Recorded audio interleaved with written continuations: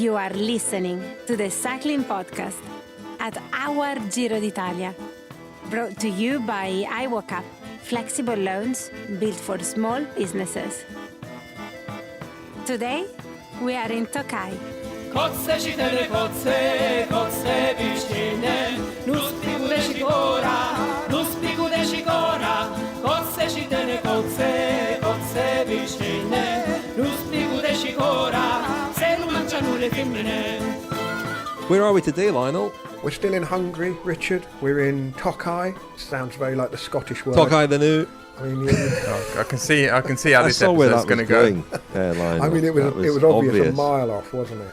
It was. I saw that a mile off. Well, we've gone from Gudolo to Tokai, and well, this is just completely off the track as far as I'm concerned. This is Napalm, did you enjoy the lovely short transfer we had last night? Finished the stage in Budapest, another night in Budapest, lovely dinner last night, short drive to the start. I mean, this Our Giro is designed beautifully. Long stage though, isn't it? A lot of driving today. But, can't have everything. Very, through some of the most beautiful, one of the most beautiful regions of Hungary, or indeed Eastern Europe, through the vineyards of Eger to Tokai. You've always wanted to go there, world famous for its sweet wine. Yeah, I'm looking out of my window here as that doesn't all rush past, but no, excellent. No, a great stage. Come on, Lionel, a bit of imagination. The vineyards of Hungary to the fields of Watford. It's not too much of a leap, is it? Maybe I should be printing out these vistas and sticking them on my office wall so I've got some authentic scenery to look at as we record. What do we have coming up in today's episode? Well, it's a special one, really, because, well, they're all special, obviously, but we're doing something a little bit different today. We're revisiting a classic film, Stars and Watercarriers, which followed the 1973 Giro d'Italia. Quite a noteworthy Giro for several reasons, but one of the main reasons was because the Danish filmmaker Jørgen Leth was there filming it, making a documentary about it, and it's a fascinating film. We have an interview with Jørgen, who's a fascinating character, in this episode. Before we go to the tale of the tapa, I should also say that we've ventured into film ourselves, and from today, that's Monday, you can get, if you're a friend of the podcast, you can watch our first film. It's called And So We Rode, and it follows Connor Dunn and Larry Warbass on their great adventure from a couple of years ago when their team went bust in the middle of the season and they took off into the Alps.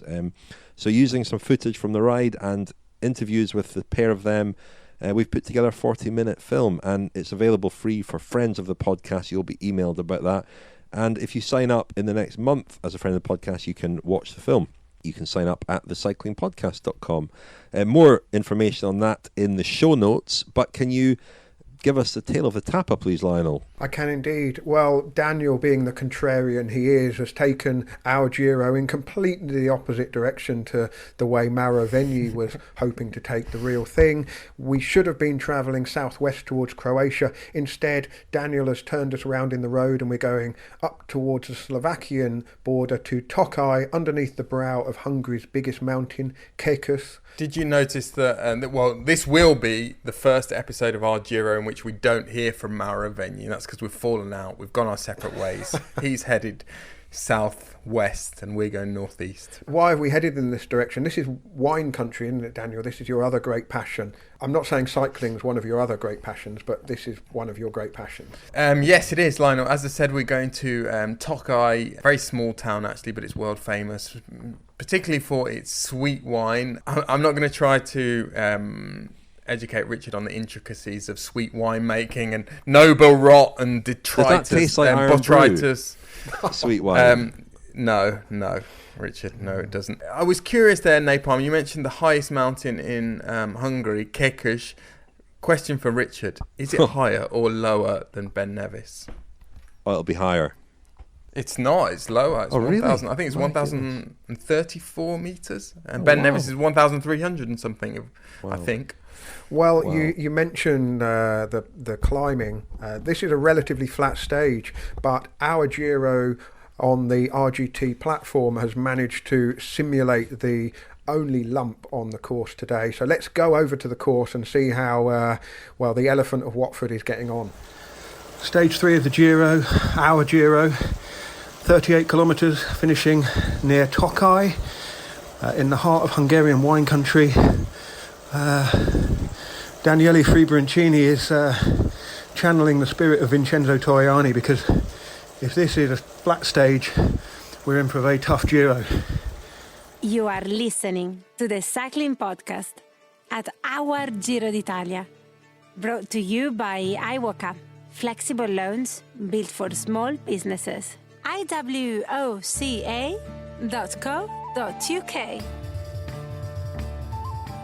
We are very grateful to our title sponsors, iwoca, an award-winning finance company that specialises in lending to small businesses. They've issued more than £1 billion to companies ranging from startups to established businesses. iwoca can lend between £1,000 and £250,000, and by making it quick and easy to apply for a loan and get a quick decision, it can be a more flexible option than approaching the big banks. iwoca are also very into cycling, sponsoring the Kendal Cycle Club based on the edge of the Lake District, and the Cycling Podcast, of course. For more information on iwoca, go to iwoca.co.uk. Amarcord.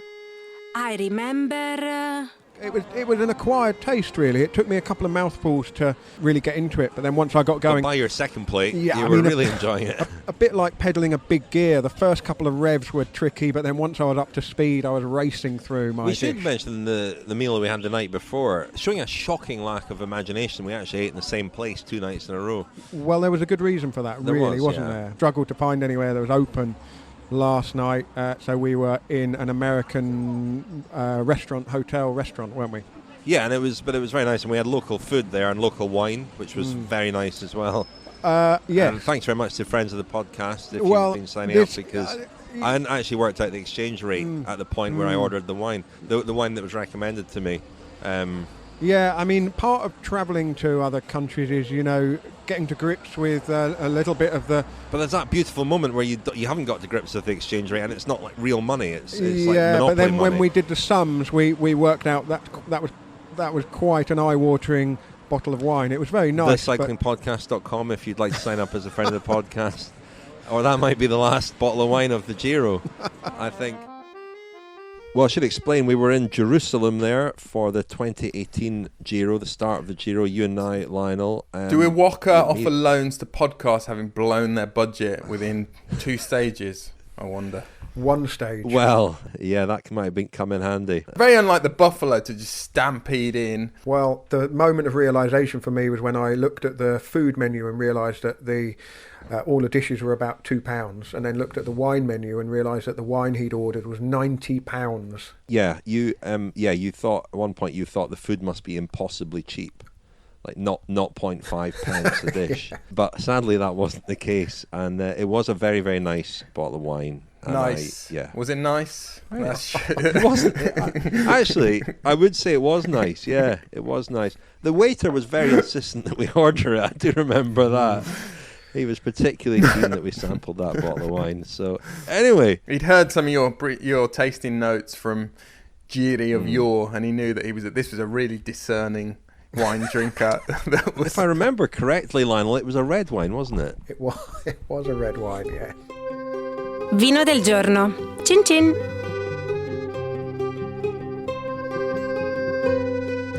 So for the second wine of the cycling podcast, Our Giro, we've got the Jumaradsák Syrah from the Corona Winery up in Eger. Traditionally known for a bull's blood wine, this particular Syrah is really concentrated, warm. Oriental spices almost permeate through with a sort of chocolate and plum tobacco aftertaste in the end.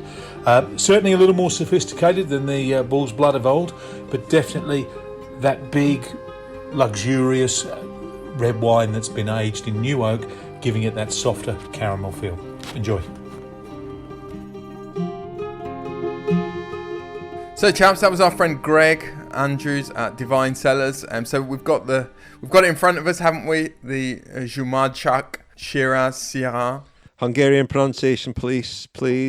There's an emergency. What do you make of it? What first impressions, Rich? I can't. Nice. I'm glad I can't see your glass. That your glass that you're drinking this out of looks like an absolute aberration. Napalm's doing quite well. It's a crystal wine glass, Daniel. Anyway, Napalm thoughts. Is that taking you straight to Shiraz that you... Oh, that is nice, eh? Good example of You're not allowed to say nice. Good example of a Shiraz. You can see yourself drifting down the Rhone, can't you? The northern Rhone. You could be in Hermitage or Saint-Joseph or somewhere like that. Richard's drinking it straight from the bottle. Medium-bodied, bit of spice there, bit of tobacco. Typical Shiraz.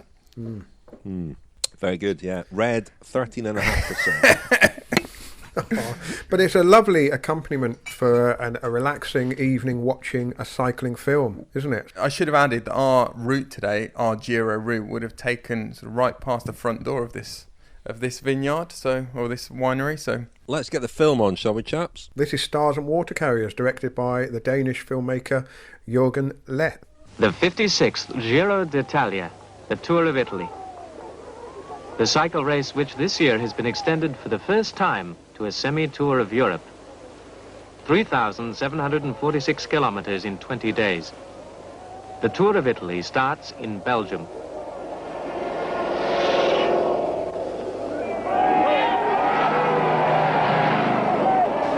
This is the first time a cycle race has been routed through the Mont Blanc tunnel, 11 kilometers long. All other traffic has been suspended for an hour or so.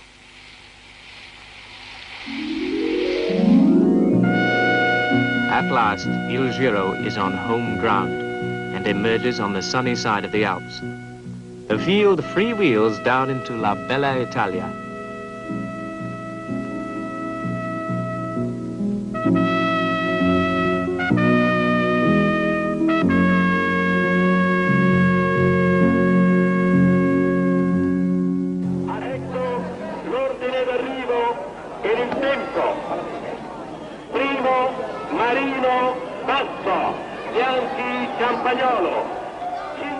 But this last-minute effort does not change the final results of the race.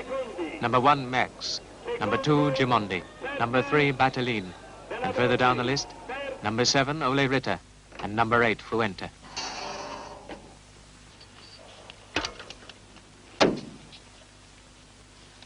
The race is over. He said goodbye to the team. Now he's on his own, ready for other races. A man with a cycle and a pocket full of contracts. A man with a cycle and his own ideas of what he will accomplish with his machine.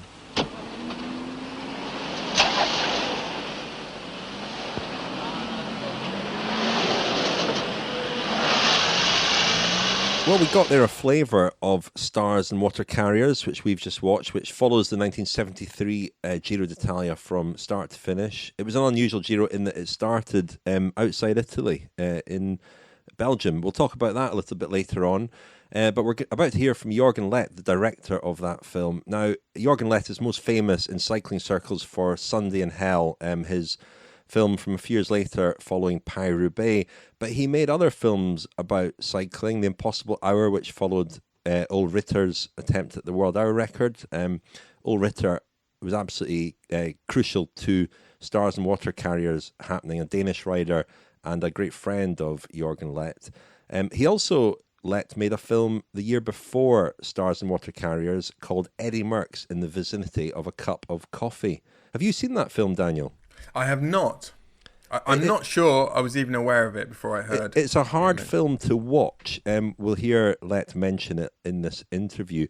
It's quite a difficult film to get your hands on. It's not on YouTube, but it's an experimental film, as so many of his films are. One of the first sports films he made was called Motion Picture, which was about and not about the Danish tennis player Torben Ulrich. Leth is 82 now.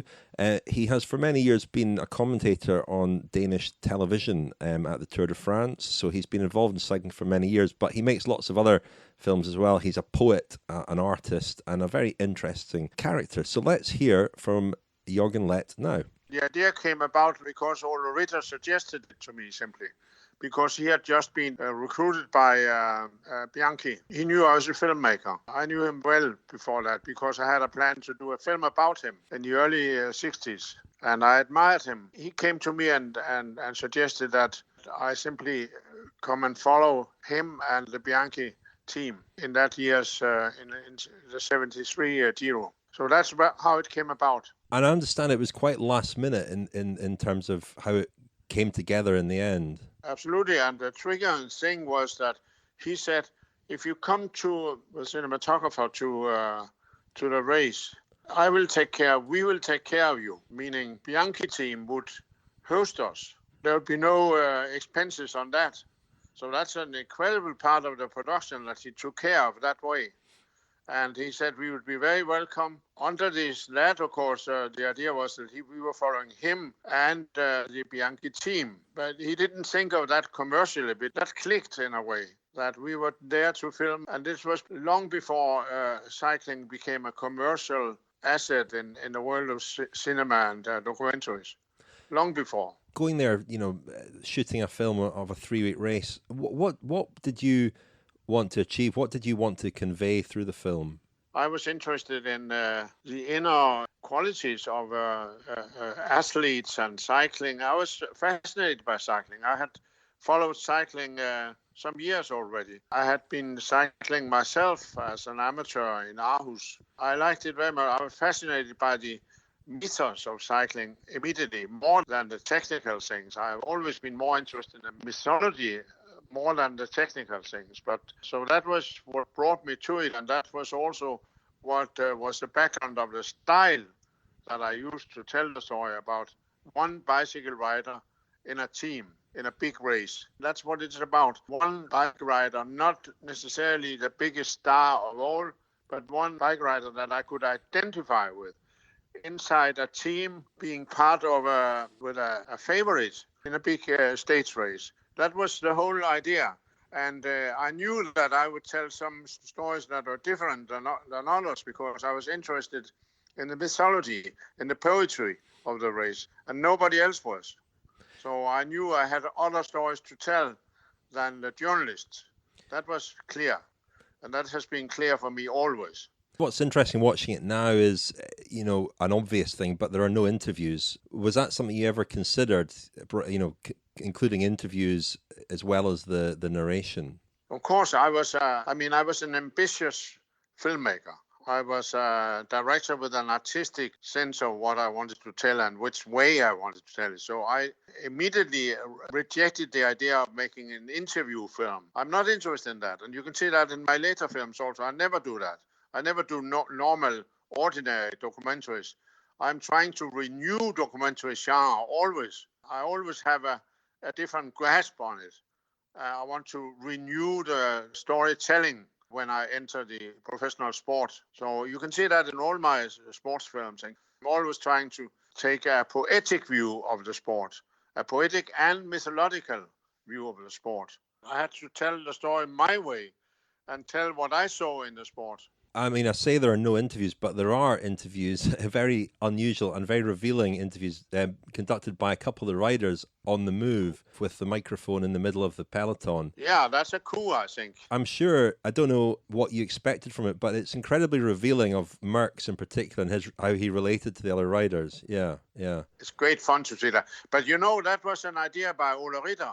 I could never have imagined to be able to do that. Never. I could never have dared to suggest that. It was Ole Ritter's idea.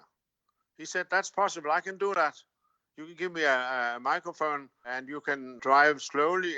Dan Holmberg, my cameraman, could drive slowly on the motorbike in front of him. That would be okay. So Ole Ritter was playing a very, very important role in the whole concept of this film.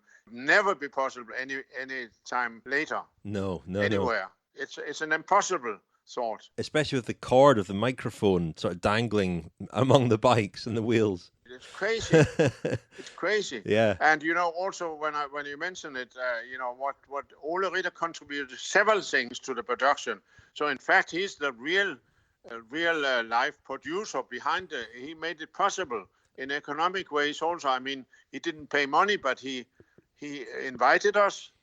That's the first thing. He suggested the motorbike man, Sergio Penazzo, who is a friend of his. He hired him. And, I think we paid maybe his fee, but that was his idea. And then he lent me his car, Peugeot 504. Which is the car we see at the end. And that's Ole Ritter's car. And it's the car we see at the end, isn't it? With him loading his bike. Yeah. That's Ole's car. So, he's the real producer of the film. He contributes more than the cost of all the rest. And we didn't have any fees or anything. We just did the film. It's a Giro that was dominated by Eddy Merckx, obviously, but watching it, you get the strong sense that you're very drawn to Fuente, Jose Manuel Fuente. Your sympathies were with him, it seems. Yes, I like Fuente very much. My hopes was with him. I always liked the attacker. Today I like Nairo Quintana more than anybody else. You know, I like the attacker. I like the offensive, the man who is a poet in the race, who's creating his own race. I like that. So naturally, here in this case, there was Eddy Merckx, who was a main power. And then there's the rebel. And of course, I sympathize with a rebel. That's natural for me to develop it that way. Was Merckx, because he was so dominant, he features heavily in Sunday in Hell as well. Was he a gift or a curse to a filmmaker? He didn't present any difficulties, I must admit that. He was very kind.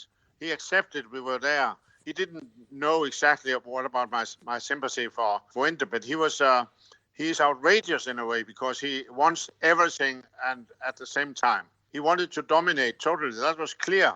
But he didn't resent us. He thought it was great to have a film. You remember, this was 1973. There were no films about this sport at all.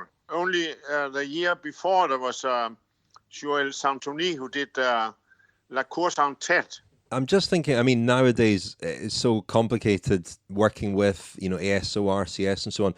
Were there any barriers in your way back then, or did Ritter open all the doors for you? Were there any negotiations that had to be had with the organisers? No, not really. As I remember it, there was no problems. The most important thing is that we were adopted by Adorni, by the team, the Bianchi team. That has a great prestige in Italy, as you can imagine, with Felice Gimondi as their favorite. So I think that opened all the doors that they accepted us. It's due to Ole Ritter's influence directly. Ole Ritter was highly respected, and this is proof of it. He was highly respected for his talent as a rider, his loyalty, and basically everybody was interested in having a film made about the race or the team. So that opened all the doors. I met Torriani, but I never discussed with him anything. No details at all. It's amazing compared to the situation today. We had no problems at all. No problem. No discussions, no contracts or anything. It was quite an unusual Giro in starting abroad, wasn't it? That Giro began in Belgium, obviously, and it was a sort of celebration of the European project, wasn't it? Yeah, that was early to do that. That has been more normal later years with the Tour de France. And also with you still. But this was first time, I think. I think so. I don't remember, but I think it was the first time that they started in another European country. Yeah. You mentioned, Fuente and Quintana. You've obviously kept your links with the sport and they've grown over the years. The sport's changed a lot, but has the essence of it changed? Have the riders changed? I don't think so. I'm not so... I don't know. I think the sport is still great and still full of personalities. I don't see a dramatic difference. I think there's still the same stories. Of course, I tend to see that the old races were maybe a bit more romantic in the view of the Stars and the Carriers and the Watercarriers. By the way, that title, the Stars and the Watercarriers, came also from Ole Ritter. I never heard that word before. But since that film, it has been used always by everybody. But I never heard the word before Ole Ritter pronounced it when we were planning. I asked him once in an interview. I interviewed him many times in Danish press, and I did a book about him also. And I asked him, who are the riders? And he said, they're the Watercarriers. And he explained what Watercarriers were and how that word came together. Simply riders getting, and you see it directly in the film, seen with Watercarriers in the most concrete way you can see it. That moment is Guarino Tozello asks Merckx, why not give the rest of us a chance? And Merckx's reaction, yes. yeah, Merckx's reaction is great. It's just fantastic. Yeah, I think so too. Great moment. It is a great moment. It's important to credit Ole Ritter with his innovative way to sort of produce this, to produce these situations. That's fantastic, I think. Yeah, and you're obviously still friends with him now, are you? We have a yearly lunch in his home with some artists. He has a lot of friends who are artists, in fact, and he's okay. He's well-to-do, and he's at a nice house. He's still a big importer of cycling equipment, etc. He also has a house in Mallorca. I see him there too. The cycling podcast at Our Giro d'Italia is supported by Science in Sport. Science in Sport, fueled by science.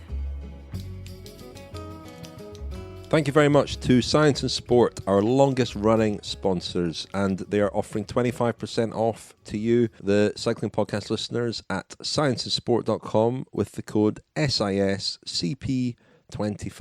That's SISCP25. I've taken delivery of a lot of Science and Sport products recently, and I'll mention them over the course of our Giro coverage. So we heard there the interview with Jørgen Leth about Stars and Watercarriers, a film that stands the test of time in the sense that I really thoroughly enjoyed watching it. I was interested to ask Jørgen what he was trying to do with it, because it's not conventional storytelling, I suppose. There are, as I mentioned, no interviews. It's organised in chapters. One of the most sort of standout moments for me, which we talked about there, was when mid-stage some of the riders began interviewing each other, and there's this incredibly revealing moment where one of the Italian riders grabs the microphone from another rider. The rider who grabs the microphone is Guerino Tosello, and he asks Eddy Merckx, why do you not give the rest of us a chance? And Merckx kind of laughs and tries to brush the question off, and Tosello is very persistent. He says, "Rispondi, rispondi." Merckx says, well, the translation of what he says is, "You can say what you like, I'm indifferent," which I guess, I don't care. And Tosello at that is quite angry, it seems. It's a really, really interesting and quite revealing moment. It's a Giro that, as I mentioned, began in Belgium. Merckx was really dominant, so the sort of tension, the drama in the race might have been lacking, but we get, as I think, a sense as a viewer that the guy who has Leth as a filmmaker's sympathy is obviously Ole Ritter, who's one of the main subjects, but also Jose Manuel Fuente, the Spanish climber who keeps launching these sort of do or die attacks. And Leth said there that his heart was with Fuente. And he's another of these interesting characters. But what did you two make of the film? Well, firstly, Richard, I'd love to have seen the risk assessment form for those on-the-bike interviews, because the microphone cable is sort of draped around riders' shoulders and across them, and they're all rolling along in the road while these interviews are being conducted. I was also really interested listening to Jørgen talking about how the film came about through Ole Ritter. And the impression that he gave was that the film centred on him, and yet Ritter really only kind of appears halfway through, doesn't he? The observation that it's constructed in chapters is an interesting one, because I think I probably watched this film for the first time in the early 90s. I would have bought it on a video cassette, having seen an advert in Cycling Weekly.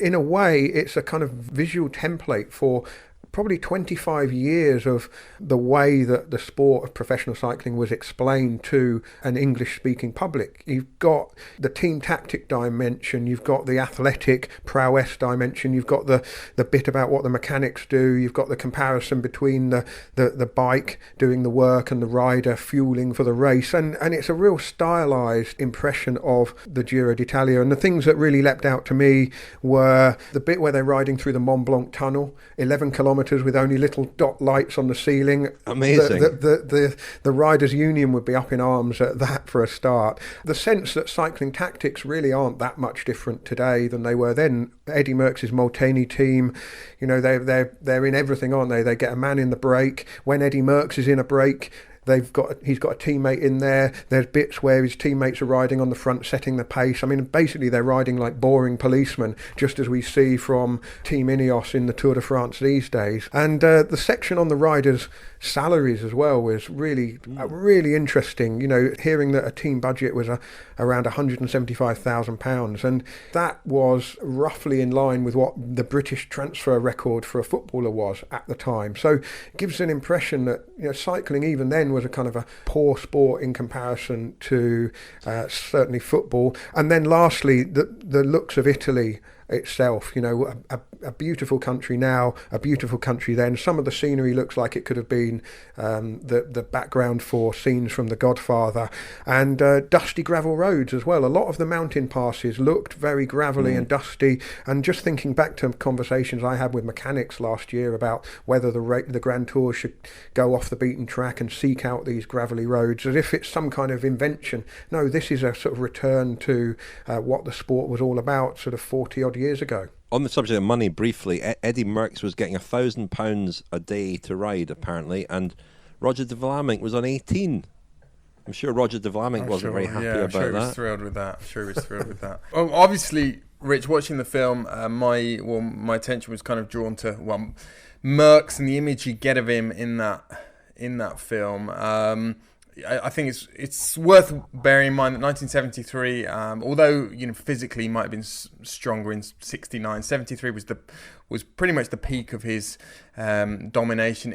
Also in the sense that in 1973, of course, he skipped the Tour de France. It was never fully explained whether it was explicitly because the Tour de France had asked him to stay away, but he did stay away, and we think that was what had happened. And he rode the Giro obviously as the favourite, but you know, bearing in mind how dominant he was at that time, the way Fuente was riding and his whole sort of demeanour and attitude, it becomes even more sort of beguiling. The previous year, the 1972 Giro, Fuente had come in and he'd said that he was going to put Merckx out of the time limit on the Stelvio, which was, you know, about as ridiculous a statement of intent as you could possibly imagine. And then, you know, they'd got into the mountains in the south of Italy, and Fuente had beaten him on Blockhouse and looked as though he might put up a decent challenge in that Giro. And then the next morning, I mean, this sort of sums up, we talk about riders being flaky now, the likes of, you know, sometimes we get upset that Quintana's not attacking on every mountain stage or others like him. Fuente, on one of the key mountain stages that year, he and his teammates went for ice cream about 5 minutes before the start of the stage, developed stomach problems early in the stage, and Merckx took 5 minutes out of him because basically they'd fancied a gelato before the stage. And yeah, that was why not? Understandable. that was pretty typical of Fuente.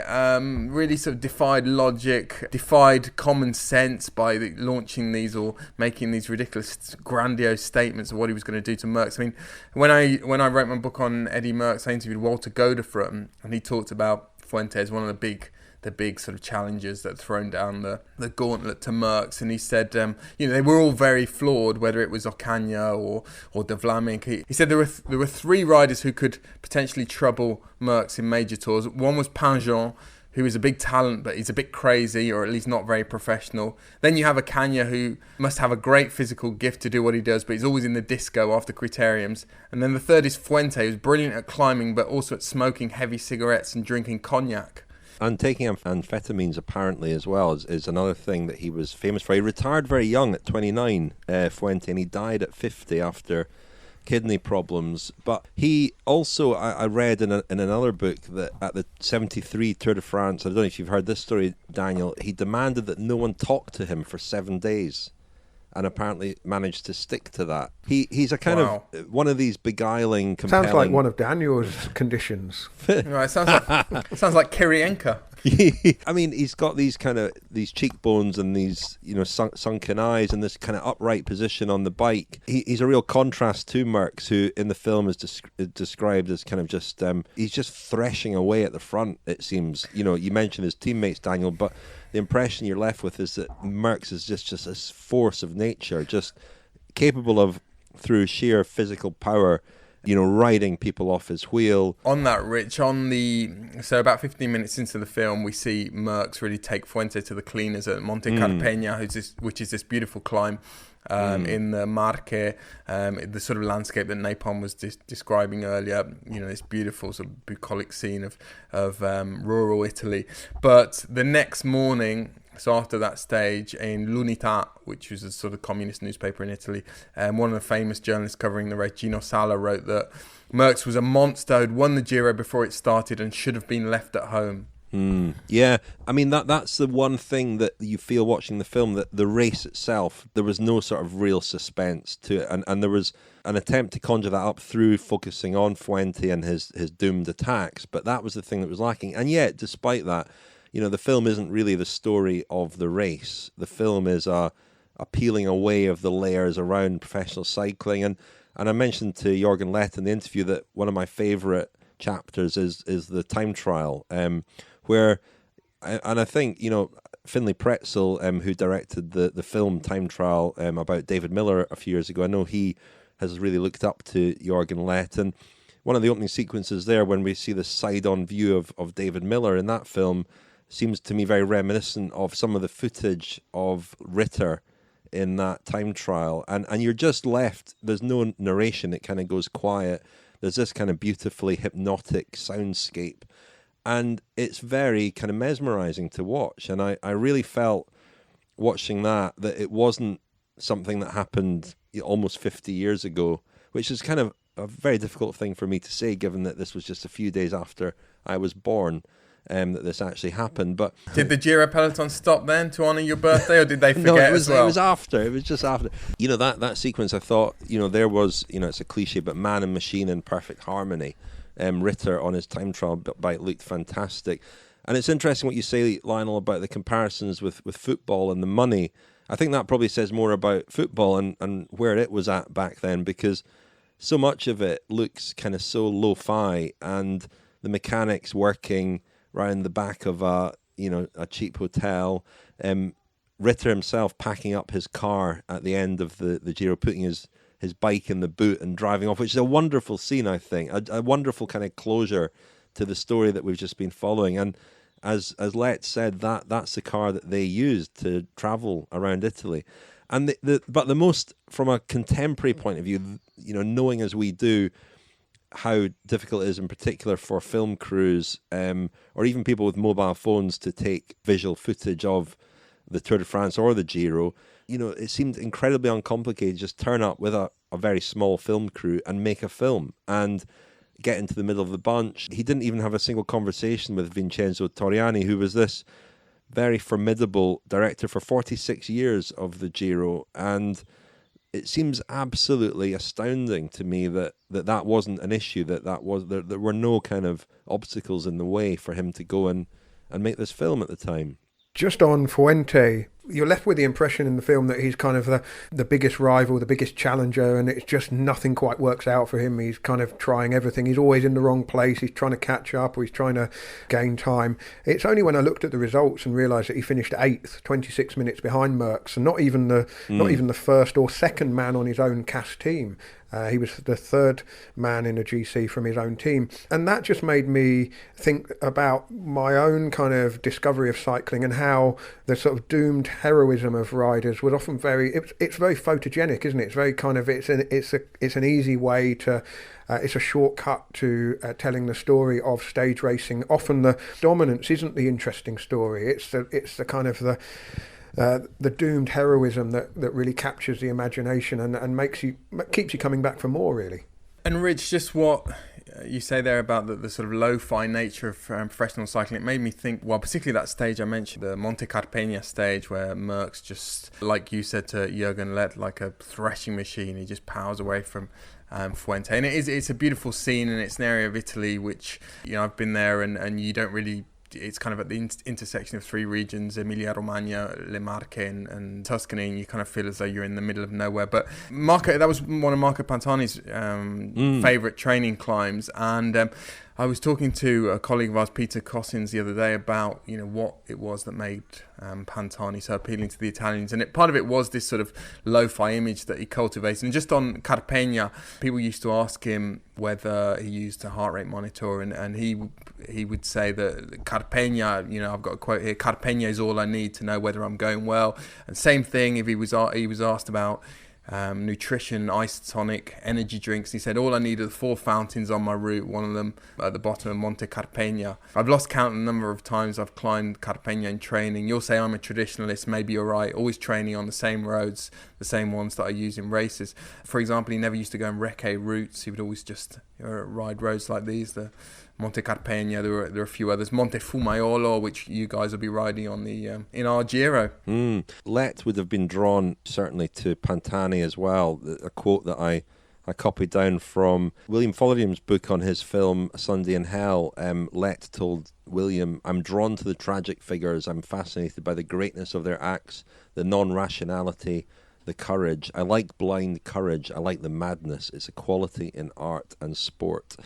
And I mean, watching the film, I say it stands the test of time. What's really interesting as well is that it was the first of 3 feature-length documentary films made about cycling in 3 years. There was Stars and Watercarriers in 73, La Course on Tête in 74, which is really again focused on Merckx, and The Greatest Show on Earth in 75, which again is focused on the Giro, and once again Fuente is quite central to that story. All really good, all quite different. La Course on Tête also quite experimental. The Greatest Show on Earth far more conventional telling of the story of the race, but all of them available on YouTube and all very well worth watching. But it's interesting that, well, Stars and Watercarriers, I don't think the premise for that wasn't the fascination around Merckx, which does seem to have inspired a lot of these other projects. It was very much it was coincidental really that Merckx was riding and winning.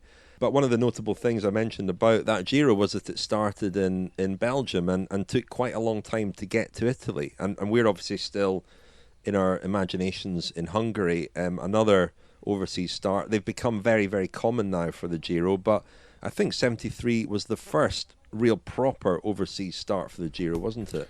It was, yeah. They'd started in 1965 in San Marino, which of course is surrounded by Italy, isn't it? And in 1966 in Monaco, which is just next door. And this was the first time that the race started, well, this far away from Italy. Well, approaching the mid-70s, it was a celebration of Europe coming together, wasn't it? And the race, well, it started in Verviers and went to Cologne in Germany and then into Luxembourg and then Strasbourg, then Geneva, and finally arriving in Italy in time for a rest day after 5 days of racing. Quite an unusual opening time trial, a prologue time trial, 5.2 kilometres, 2-man time trial, which Eddy Merckx won with his Molteni teammate Roger Swerts. And, well, Merckx took the pink jersey on the first day and didn't relinquish it at all. The first man to wear the pink jersey from start to finish. The other one we'll be featuring in a later episode of Our Giro, Gianni Bugno in 1990. 2 other men had led the Giro from start to finish, but that was in the days before the pink jersey was introduced. They were Girardengo in 1919 and Alfredo Binda in 1927, but of course the Giro was also a good deal shorter then. So Merckx's domination was complete really from start to finish. And the other thing that's notable is just how well the Belgians did. They won 13 of the 21 stages. It was a real near dominance by the Belgians. You mentioned foreign starts there, Lionel, and it was something that Torriani liked to do. A few days ago, well, I was reading a book by a gentleman called Cesare Sangalli, who was the cartographer for the Giro for I think about 50 years. Anyway, I spoke to him last week actually, but he's an old man now. He's in his 90s and going to do an interview, but he wasn't really well enough last week.